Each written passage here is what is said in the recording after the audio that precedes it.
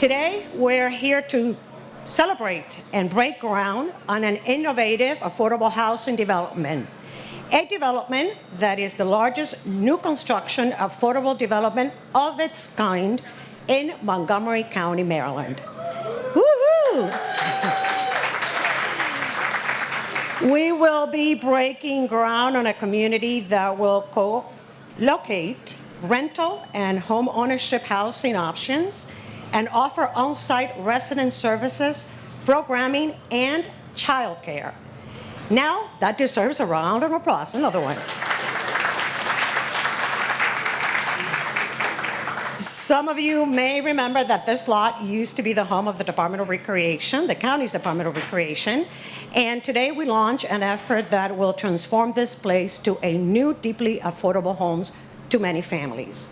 I am so excited to be here, not only because this is my district, Council District 6, but also, as many of you may know, I was a planning board member when we worked on the Veirs Mill Corridor Master Plan. That was back in 2018 and 19, and I see many of my planners here from the Maryland National Capital Park and Planning Commission, my family, and will always be my family, and just to see a project coming. So, we approved it in 2018, and what's today? 2023, that's fast, especially Montgomery County, and I love it. And the fact that we're gonna have affordable housing and buildings that are electric, that's another big plus, because it speaks about our commitment to make sure that we're not just building buildings, but we're also doing it in a sustainable way, the way it should be. So very proud of having you all here, and I look forward to many, many more projects to achieve more housing for our community. Thank you so much. I'm thrilled to be here with you as we begin the transformation of this 6-acre land parcel into a vibrant new community that will provide homes for 195 households earning lower incomes. Our future residents are individuals we interact with every day who are hard-pressed to afford to live in this area: teachers, childcare and hospitality workers, public servants, and retirees. The vision for this community began 3 years ago when Montgomery County issued an RFP seeking proposals to develop affordable housing on the site. AHC, in partnership with Habitat for Humanity, looked beyond simply providing affordable homes. We conceived of a service-enriched housing community that seeks to provide a comprehensive solution to many of the major challenges facing our neighbors living on lower incomes. Housing truly affordable to the lowest income households, family-sized 3- and 4-bedroom homes, access to public transit, affordable on-site childcare, affordable broadband internet access, and the ability to participate in the American dream and build wealth through homeownership. This new community will address each of these challenges head-on. Most affordable housing consists of rental units designated for households earning up to 60% of the area median income and is primarily 1- and 2-bedroom homes. This development stands out by offering not just affordable, but deeply affordable and larger homes. More than half, 87 of the 168 apartments, are affordable at 30, 40, and 50% AMI, making them affordable to families of 4 earning approximately $43,000 to $71,000, and to individuals earning as little as $30,000. Amazing.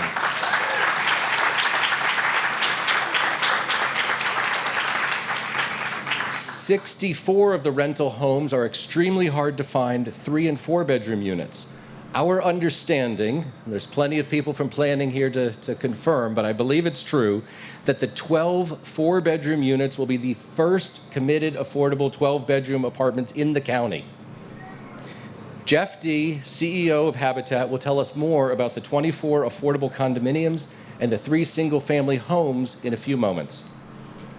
The community crafted by our talented design team consists of 8 attractive buildings of various sizes arranged around a half-acre park that will run the length of the site, looking that way, and provide various options for outdoor activities. The largest building includes space for a childcare facility, and all the buildings are designed to be connected to the county's digital network. The community's location puts it steps from bus rapid transit lines that will run along both Randolph and Veirs Mill.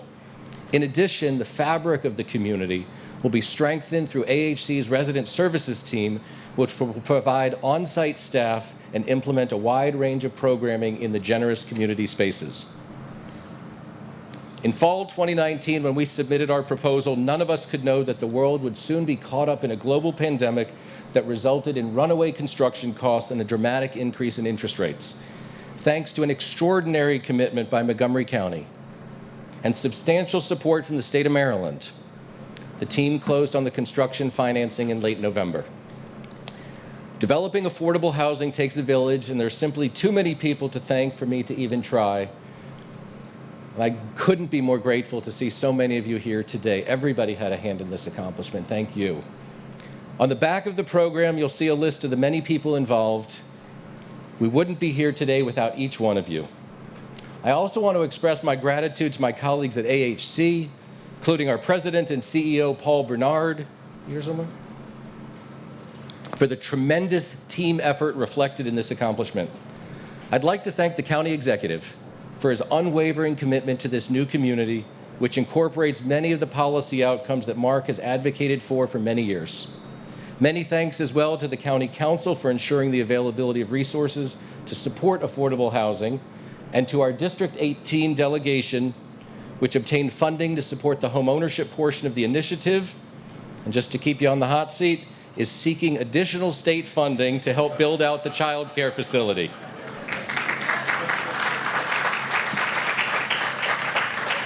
And two additional thank yous to David Dice and his team at the Department of General Services. They've been our partners every step of the way. And to Asim Nigam and the staff at the Department of Housing and Community Affairs, who helped us navigate the path forward through a challenging financing environment.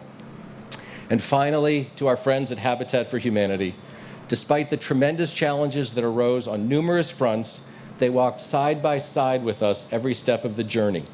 We are delighted that the affordable rental and ownership co-located created positive synergies that furthered the creation of both, and we look forward to working with Habitat again to identify opportunities to replicate this concept. Today is an important milestone in this tremendous community effort. We look forward to gathering here again in 2 years for the ribbon cutting to welcome the families that will call this community home. We hope that just as the land we're standing on will be transformed, that the homes created here will transform lives.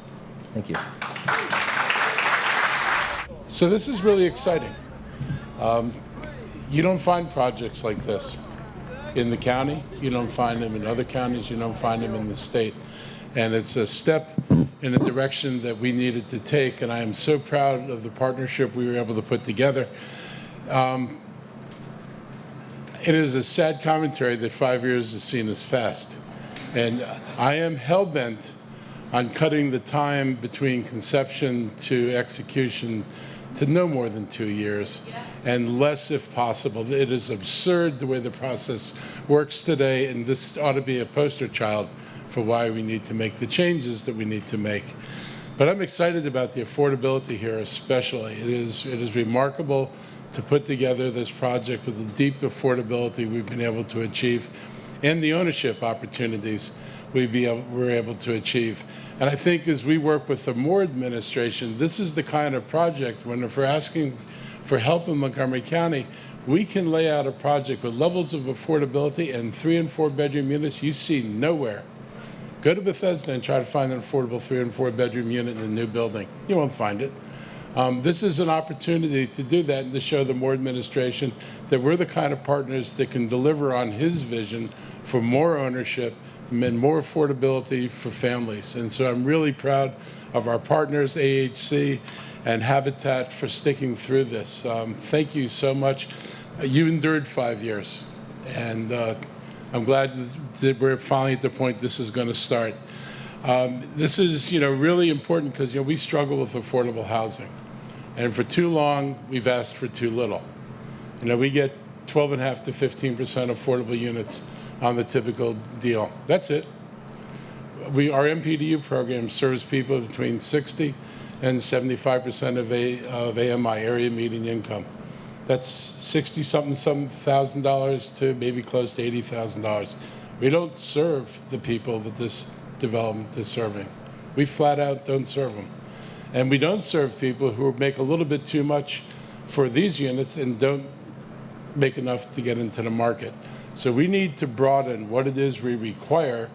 We need to start thinking about, just like we think about complete streets, we need to think about complete communities. We need to think about them. We're approving large-scale development, that the development meet broad community needs and not just simply wealthy housing and then a smattering of MPDUs to make us feel that we've satisfied our political obligations. We need fully integrated developments where anybody can find a place in Bethesda and not just a lucky few. So those are the kind of changes we're looking to push. We're going to push on no net loss of affordable housing. You can't have situations where affordable units are lost, new units come up, and there are fewer new affordable units than the units you knock down. That ought to bother people, that's our policy today. We can change that. We need to have a program to replace the MPDU program that drives wide affordability, not narrow affordability. And we will be proposing a rent stabilization bill because you're not going to have people living in this county as long as rents rapidly escalate faster than wages escalate. We have too many people earning less than 60% of area median income who stand not a chance of finding housing in Montgomery County. And we've got to do better if we expect to be the complete community that we're proud of being. It's great to be proud of what we are. It would be nice to make sure we keep what we are. And Arlington is a cautionary tale. There was a story the Post ran a couple of years ago that Arlington had lost all of their affordable, naturally occurable affordable housing since 2000. We've only lost 50% of what existed in 2000. Park and Planning says we lose another 10% by 2030. We'll go from 40,000 units to 10,000 units of naturally occurring affordable housing. We've got to stop the bleeding, and we've got to stop the bleeding now. Otherwise, where will those people live, and where will people come who are in those same income groups that in order to be here? This is really significant. This building is 25 units that are affordable to people at 30% of AMI, 25 units at 40% of AMI, 61 units at 50% of AMI. Those 111 units wouldn't even get built under our current rules. 81 units at 60% of AMI, and 3 single-family houses whose incomes doesn't exceed 70% of AMI. This is a big deal in terms of affordability. The county has put 18 parking lots up for grabs. I green-lighted 2 more projects this week. All these projects are going to have heavy levels of affordability. We've worked with MHP. We've told them to go forward with a big project in Wheaton, which I know Natalie is fond of, where there's going to be lots of affordable housing. There's actually going to be more ownership. And we're getting the Wheaton Arts Cultural Center in the middle of that project. So we're bringing more things here, more complete communities here. So I want to thank everybody who's here today. It's great to see people turning out for an affordable housing project. We never know how many people are going to be in the audience, but I think everybody is really thrilled that we actually filled this place with people. And we're going to give you more reasons to come back. We will continue to announce projects and let you know what we've put on the table. And we're going to continue to make sure that future developers don't get tortured like these people were tortured. We can do a better job, and I think it's our responsibility to do a better job. And the most important reason, setting aside all the moral imperatives, a project that takes 5 years instead of 2 years is 3 extra years of inflation, right? 3 extra years of carrying costs on the property that you're not getting any income off of. So it's a lot of burned money for no purpose at all. So if no other reason, we ought to be fixing this process because it'll be more efficient for whether it's a private sector developer or a public sector developer to do it if we can change the things we do today. And that's what I'm intent on doing. Thank you all very, very much. Good morning, everybody. It is wonderful to see all of you turning out for what is truly a wonderful groundbreaking. And I'm also so pleased that there is a majority of the council here, which signifies how important this project is to every single one of us, right? And I appreciate the comments that have been stated by County Executive Elrich, by Alan, my good friend, and Leadership Montgomery classmate as well. But let me break it down for you a little bit more about how important this project is not only to Montgomery County, not only to Maryland, but to the entire DC region. The Council of Governments has stated that the DC region needs to build 320,000 housing units over the next decade. 75% of those need to be affordable. And here in Montgomery County, we need to build 47,500 units over the next decade. And so the 195 units that are going to be built right here are going to help us get to where we need to go. There's a lot more that we need to do, but this is charting us on that course. And the fact that so many of these units are affordable and deeply affordable is going to make an incredible impact on what we need to do as a community. And the only way we're going to reach that goal is by doing it together. And this project truly signifies the cohesiveness, the collaboration, and the unified vision that we in Montgomery County, our for-profit partners, and our nonprofit partners have to achieving the goal of building housing here in Montgomery County, but also in the region. So I do want to thank AHC and Maryland DHCD and Habitat for Humanity and so many of our other partners who are putting their boots on the ground to get this done, who are helping with the financing. And because of that collaboration, because of that spirit of unity, we're going to be doing so much here. The holistic approach that has been taken with the daycare center, with the mixed income units, is really what we need to do more of. And I know that there is unity in Rockville and county government to make sure that when we have more government parcels of land that we no longer need, like the rec center, like parking lots, that we seek every opportunity to turn those into housing, to turn them into other needs that our community has. That is our pledge. That is what's happening right here. And as we move forward, not only over the next 2 years getting this project done, providing more housing for everybody, there's more holistic work that needs to take place too. As we want people to move here and live here because of the rich access to transit, we also have to redouble our efforts to make sure that Randolph Road and Veirs Mill Road is safe for every pedestrian who wants to cross the street, right? Recognizing that last year alone, more than 500 of our neighbors were hit while crossing the street. And this is a major problem intersection. So as we build this property, we do have to make sure the surrounding community is safe for everybody who will live here. That is my pledge. Those are the pledges of my colleagues as well. And the only way we can do it is by doing it together. So thank you all very much. I am so proud and so honored to be here. I'm Andrew Friedson. I'm the Vice President of the County Council this year. I also serve as the Chair of the Planning and Housing Committee. And I am ecstatic because this is the type of inclusive community, this is the type of place that we envision, that we talk about when we are going through a master plan, like the Veirs Mill Corridor Master Plan. And it took so many different elements, so many different government agencies and efforts, so many private sector, public sector, and nonprofit actors, so many community advocates to get us to this moment. Without the corridor master plan that we had at Veirs Mill, we envisioned this type of housing at this site, and we created the zoning to make it possible and to make it happen.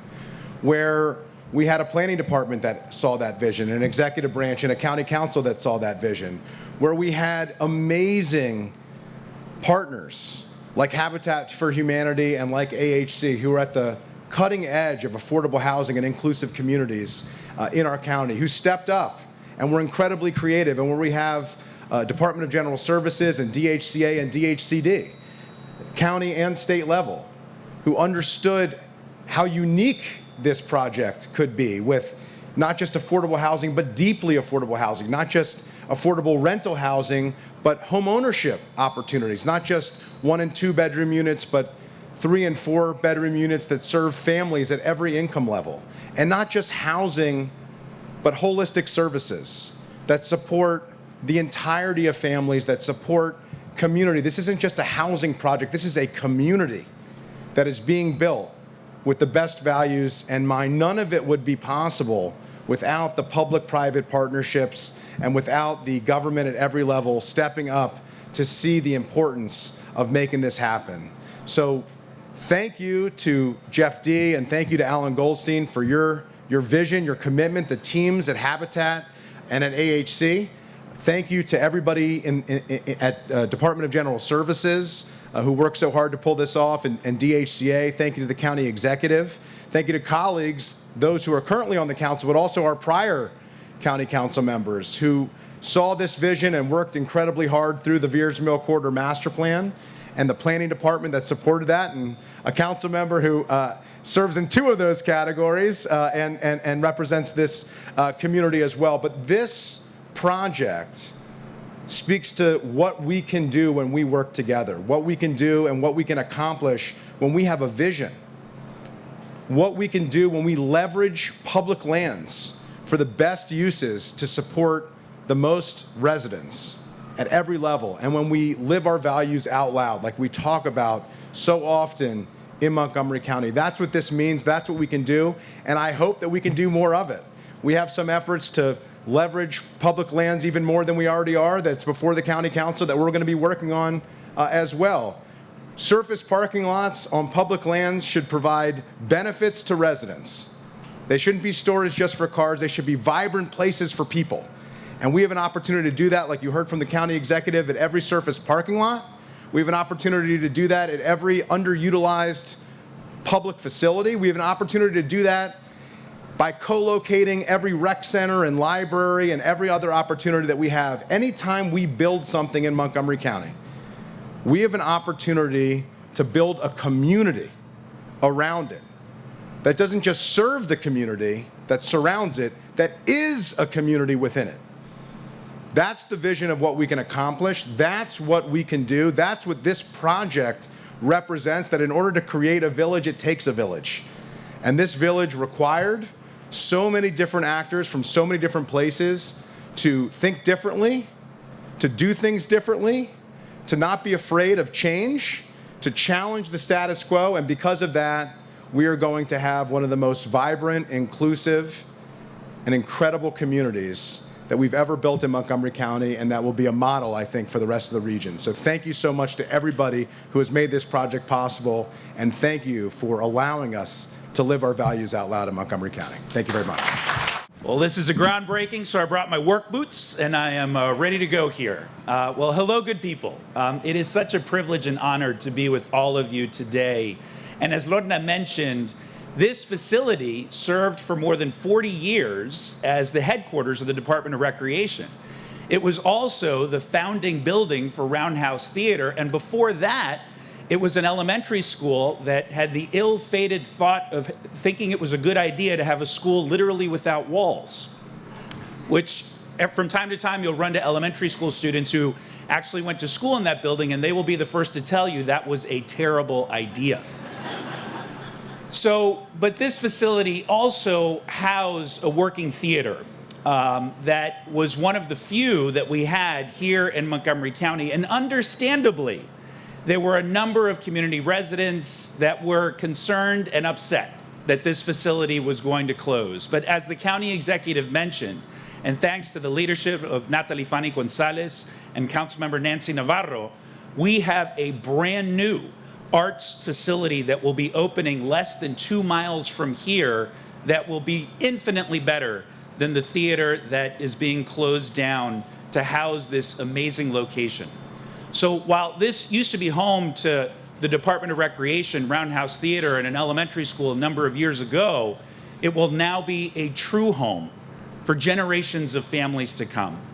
I can't elaborate any better than the county executive and everybody who has spoken before me on the importance of engaging every and all opportunity to build more affordable housing units here in our community. And I very much align myself with Council President Glass's comments about the importance of having a walkable and safe community. This is an example of an exciting project, and there will be many more to come. This is a beautiful, bright day here in Montgomery County, and I'm thrilled to be a bridge in terms of what used to be here versus what will be here moving forward. Thank you all very much. Muchas gracias. Gabe already stole my fun line. I also brought my work boots, although his look way better. It is a real honor to be here today. So my name is Jared Solomon. I have the real honor of representing this community in the Maryland State House of Delegates, and I want to bring greetings also from my colleagues, Delegate Emily Shetty, Delegate Aaron Kaufman, and Senator Jeff Waldstreicher. We've really worked on as a team to support this project, and I think, as you've heard from folks, this really is the model of collaboration. And Alan is not only an amazing executive at AHC, but is also a constituent. So when Alan calls or emails or texts, you return his call. And when Alan reached out to us last year and said we had a little bit of a gap and we need some help, the question was not, is this going to be something we're going to support? It was, how much do you need and how quickly can we get it so that we can solve the problems that you've got here? So I want to thank Alan. I want to thank the whole AHC team. I want to thank Jeff D., the whole team at Habitat for Humanity, the donors at Habitat, without which we would not be where we are today. This really is the model, obviously, as you've heard, of affordable housing, but also affordable ownership, which gives me goosebumps to think about. And this really addresses, frankly, two of the biggest expenses that families in the county and across the state have to deal with: housing and childcare.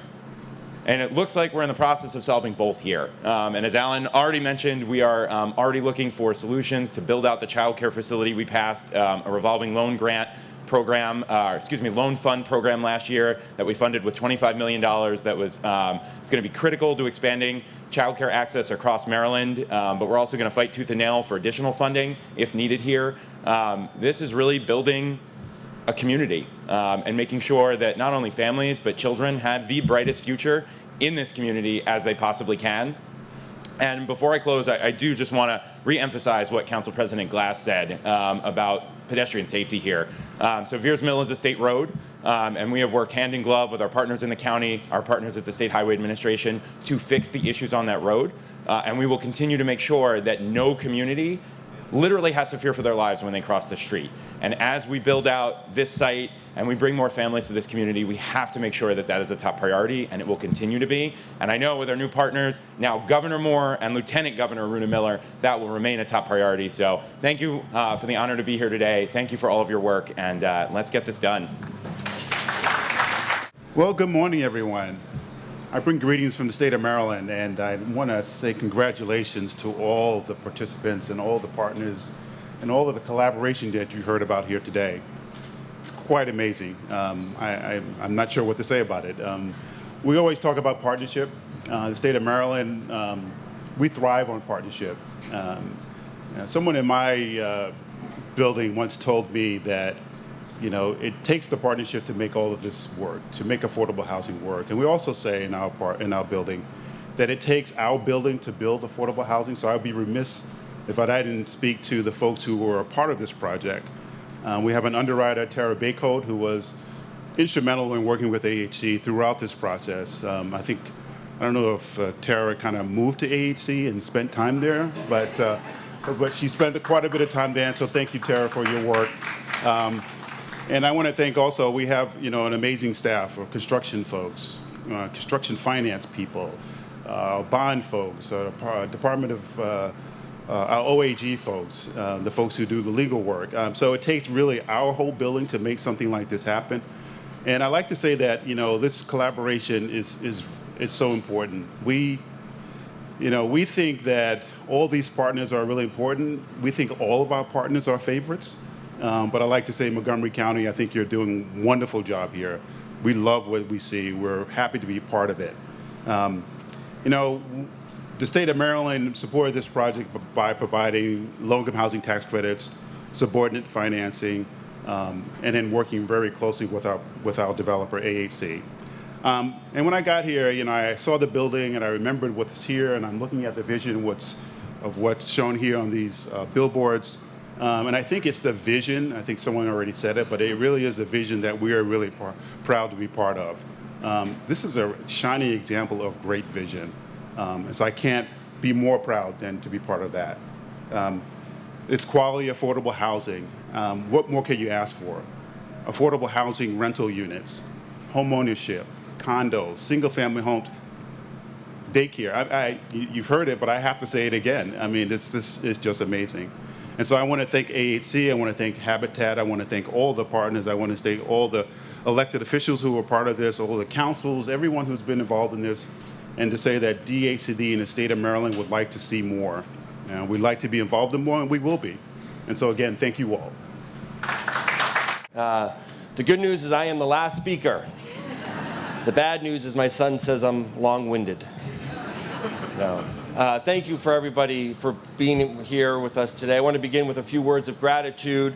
First, I'm grateful to AHC in general and Alan Goldstein in particular for seeking to partner with Habitat for Humanity Metro Maryland on this project. Alan has been a great partner with us, who took a chance several years ago. This is our largest project to date, and he took a chance to partner with us. And you know, there were some road bumps along the way, and Alan always stood with us, and we appreciate that, Alan. Secondly, as Alan mentioned earlier, we're grateful to the county executive for stepping up in a lot of different ways, and we look forward to partnering on more projects where the county will provide capital for Habitat to be able to build. And that's right. No, but we're grateful to the county executive and his leadership, and we are grateful to the county council for all their support and what they have done to make affordable housing a reality. Maryland State Delegate Jared Solomon, he was right there. Went to another event. Anyways, we're very grateful for him because he stepped in and helped us at a critical time to secure funding.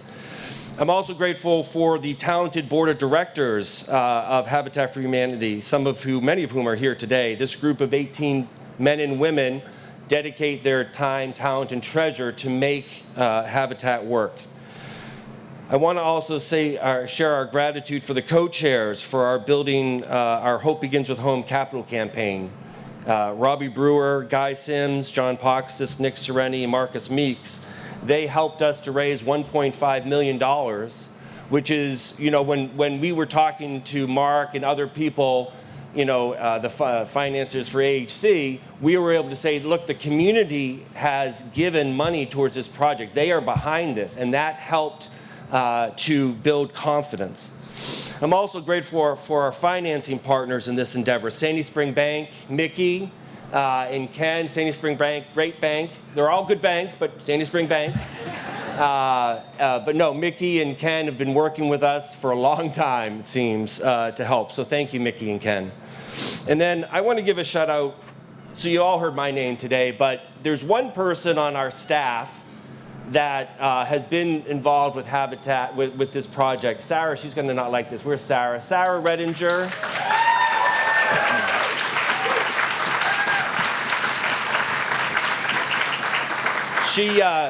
She makes it easy for me to do this, so thank you, Sarah, and all of our Habitat staff. So bear with me for a few moments as I share with you some context for understanding what drives Habitat to empower families through affordable home ownership. At the core of our mission are two concepts: radical inclusivity and partnership housing. The seeds of what would become Habitat for Humanity were planted in the 1940s in the soil of rural Georgia in a radical experiment called Koinonia Farm. From the beginning, this farming community emphasized the brotherhood and sisterhood of all people. When they could afford to hire seasonal help, black and white workers were paid a fair and equal wage. When the community and its guests prayed or ate a meal, they all sat together at the table regardless of color. This commitment to radical inclusivity, black and whites working together, living together, breaking bread together, brought bullets, bombs, and boycotts from the KKK and others, but it did not deter the community. In fact, they only grew more resilient through prayer, through nonviolent resistance, and a commitment to their Christian faith. As the violence subsided and the community grew in the 1960s, they turned to the poor quality of housing in the local community, and they created a program to build decent and affordable housing with their neighbors. They called it partnership housing. And it's centered on those in need of housing, working side by side with volunteers like Gabe and Delegate Solomon, who will get to work shortly on this, to build decent, affordable homes that were built at no profit and then sold to homeowners with no interest loans. The monthly mortgage payments from the new homeowners were reinvested with additional fundraising to create a fund for humanity. The spiritual father, so to speak, of Koinonia Farm, Clarence Jordan, said, "What the poor need is not charity, but capital. What Habitat needs is capital." And through the capital campaign and also the support of the county executive, as we move forward, we'll always be open to capital for helping us to build. So these two concepts, radical inclusivity, bringing people from all walks of life together, and partnership housing, becoming partners with families in need, infuse all that Habitat does and is reflected in this new community that we're breaking ground on today.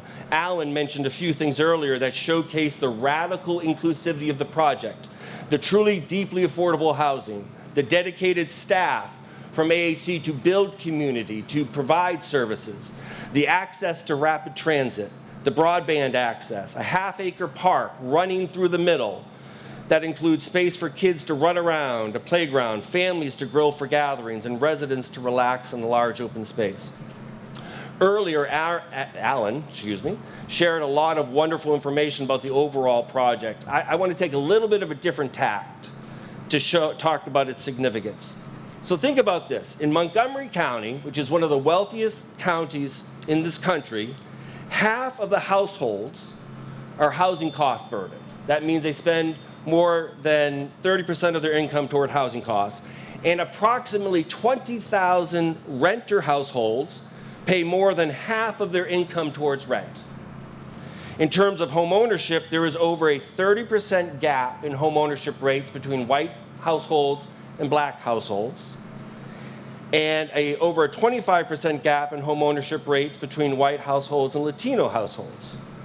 So when one of the primary ways to build wealth in this country is through home ownership, and there is that much disparity in home ownership rates, you have essentially created a wealth gap that does not just affect people today, but has long-term intergenerational impacts. And this is where Habitat's partnership housing concept bears fruit in ensuring that families at every income level have access to home ownership opportunities and wealth building. So the Habitat portion of this project will be $9.9 million, and it is quite literally the largest project in our 40-year history. We will build and sell 24 condominium units and 3 universal design homes, 8 condo units, as other people have said, to families at 30% of AMI, 8 condo units to families at 40%, and 8 condo units at 50%. So I don't do numbers that well. I don't like math. Just kidding. But let me phrase this a little differently. Where else in Montgomery County can you buy a home earning $42,000 a year? And then where can you get a home through a zero-interest mortgage with payments that at the time of settlement will not exceed 30% of your monthly income? That is what the significance of the home ownership piece of this is. And that is what is happening.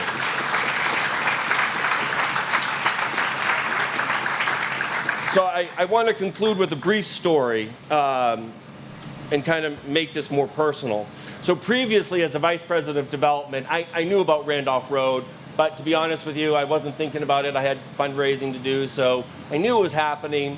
And then in October of 20, I got an email on a Friday morning from a person saying, I want to do something to honor my brother. And I'll be honest, in the past, I was like, all right, so this probably wants to give $1,000, and that's wonderful. I don't mean to, but okay. So I had an hour before I had to do a presentation, so I made a phone call, and I had a chance to talk to Rebecca Cutler. And Rebecca shared with me that her brother, Ben, was in the final stages of a battle with an aggressive form of cancer, and she wanted to do something to recognize him. So I started talking about some of the projects that we were doing, and she said, yeah, what else you got? I said, well, we've got this project, Randolph Road, and we've got a capital campaign. We got to raise $1.5 million. And there are these condominium buildings that, you know, we're having leadership gifts of $500,000 that we're seeking. And she said, you know, that might be something. Now, if you know anything about Rebecca or Marilyn, her mother, Marilyn is a lawyer. She's very, she thinks things through. Rebecca is the one, so that pushes. So what happened was we had many conversations, and thank God for Sarah, because Marilyn, who's the land use attorney, is asking me questions. I'm like, I don't know. Sarah knows. So we were talking, and Ben had passed, and Rebecca at one point just said, Mom, we're doing this. And they made the commitment to provide that leadership gift, Marilyn and Rebecca and Ben. It's an amazing story about Ben. Anybody you talk to that knew Ben, he was heavily involved with Habitat. He was, everybody just said what a wonderful person he is. And the condos, which they're going to be around here somewhere, I think that way, that is a testament to Ben, because through your generous gift of providing that capital, Marilyn and Rebecca, you are providing housing for families earning $40,000. You are providing intergenerational transformation. Ben's memory is not just today. Ben's memory is continuing on through generations. So thank you both for that gift and what you've been able to do.